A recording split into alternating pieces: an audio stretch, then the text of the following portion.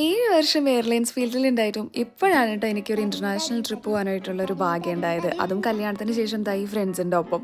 അതിൽ പരം വേറെ ഭാഗ്യമൊന്നും വേണ്ടല്ലോ. അടിച്ചു പൊളിക്കാവുന്നതിൻ്റെ മാക്സിമം അടിച്ചു പൊളിക്കുക. അവസരങ്ങൾ നമ്മളെ തേടി വരില്ലല്ലോ, നമ്മൾ വേണം കണ്ടെത്താൻ എന്നാണ് പറയുന്നത്.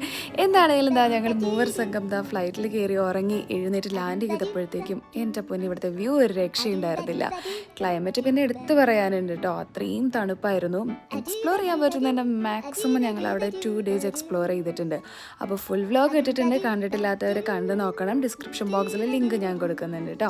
ഫുഡൊക്കെ കഴിച്ചു കഴിഞ്ഞതാ ഇവിടെ നിന്ന് ഇറങ്ങി നേരെ ഞങ്ങൾ പോകുന്നത് മദർ ഓഫ് ജോർജിയ സ്റ്റാച്യൂവിൻ്റെ അടുത്തേക്കാണ്. കേബിൾ കാറൊക്കെ എടുത്ത് ഇതൊരു നല്ലൊരു എക്സ്പീരിയൻസ് ആയിരുന്നു കേട്ടോ. ഒരുപാട് നല്ല എക്സ്പീരിയൻസ് ഈ ട്രിപ്പിലുണ്ടായിരുന്നു. അത് നിങ്ങൾക്ക് വ്ലോഗ് കാണുമ്പോൾ മനസ്സിലാവും കേട്ടോ.